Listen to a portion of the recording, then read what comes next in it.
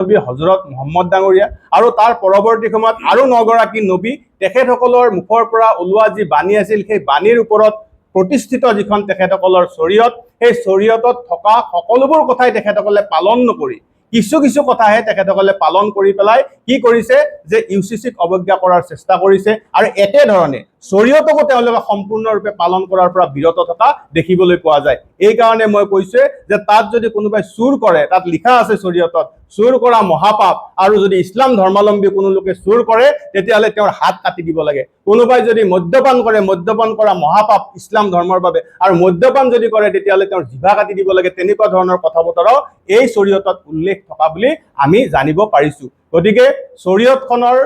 তেওঁলোকে পালন কৰিব নোৱাৰা যিসকল ব্যক্তি আৰু এই ক্ষেত্ৰত আমি উল্লেখ কৰিব পাৰো যিসকল বিদ্যুৎ সমাজ ইছলাম ধৰ্মাৱলম্বী তেখেতসকলে এই ইউসিসিক সম্পূৰ্ণ সমৰ্থন জনাইছে আৰু যিসকলে নজনাকৈ ইয়াৰ বিৰোধিতা কৰিছে মই তেখেতসকলক অনুৰোধ কৰিছো তেখেতসকলে যাতে বিধেয়কখনৰ বিষয়ে কিছু অধ্যয়ন কৰে আৰু যিসকলে জানিও কেৱলমাত্ৰ ব্যক্তিগত লাভালাভৰ কাৰণে ধৰ্মক ব্যৱহাৰ কৰি ধৰ্মীয় অনুভূতিক ব্যৱহাৰ কৰি এই কাম কাজসমূহ কৰি আছে তেওঁলোকৰ কথা আমি ক'বলৈ যাব নোৱাৰো। কিন্তু যিসকলে নাজানি এই ধৰণৰ কথাৰ বিৰোধিতা কৰিছে তেখেতসকলক এই বিধেয়কখন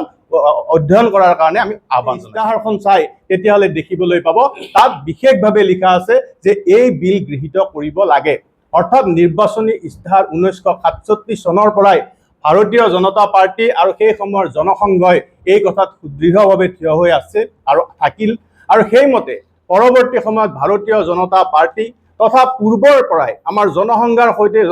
সৈতে সকলোবোৰ যি আমাৰ বিচাৰধাৰাৰ মাৰ্গদৰ্শক আছে তেখেতসকলেও সদায় ইয়াত যুঁজ দি আহিছিল যে আমাক ইউনিফৰ্ম সিভিল কোড লাগে ভাৰতবৰ্ষত যাতে সকলোবোৰ বিশেষভাৱে আজি যদি আপোনালোকে চাই যে হিন্দুসকলৰ কাৰণে বিবাহৰ আইন বেলেগ হিন্দুসকলৰ কাৰণে বিবাহ বিচ্ছেদৰ আইন বেলেগ আপোনালোকে যদি সম্পত্তি নিষ্পত্তিকৰণৰ ক্ষেত্ৰত যদি আইন হিন্দুসকলৰ বেলেগ তেতিয়াহলে এটা বিশেষ সম্প্ৰদায়ৰ আকৌ এখন বেলেগ আইনৰ দুহাই দি তেওঁলোকে এই ধৰণৰ কথা বতৰাৰ পৰা উলাই কৰি চলিবলৈ চেষ্টা কৰে। বিশেষকৈ শৰীয়তৰ কথা সেই সকল লোকে ক'বলৈ চেষ্টা কৰে তেওঁলোকে শৰীয়তৰ জৰিয়তে এই কামসমূহ আগুৱাই লৈ যোৱা বুলি দাবী কৰে। শৰীয়ত কি সেই বিষয়েও আমি জনাৰ প্ৰয়োজনীয়তা আছে। শৰীয়ত হৈছে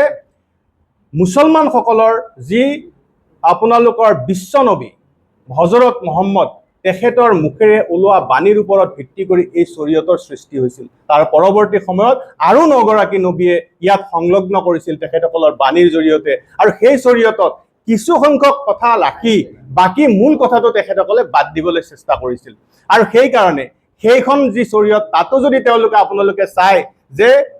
সেই সম্প্ৰদায়ৰ সেই বিশেষ সম্প্ৰদায়ৰ লোকে যদি মদ হাত দিয়ে তেতিয়াহলে তেওঁলোকৰ হাত কাটি দিব লাগে। তেওঁলোকে যদি তেনেকৈ কোনোবাই চুৰি কৰে তেতিয়া হাত কাটি দিব লাগে। মদ যদি মুখত দিয়ে তেওঁলোকৰ জিভা কাটি দিব লাগে। ঠিক তেনেকুৱা ধৰণৰ কথা বতৰাও সেই শৰীয়ততে উল্লেখ আছে কিন্তু তেনেকুৱা কথা বতৰাৰ পৰা তেওঁলোক বিৰত আছে কেৱল মাত্ৰ তেওঁলোকে কিহত বিশ্বাস কৰিলে যে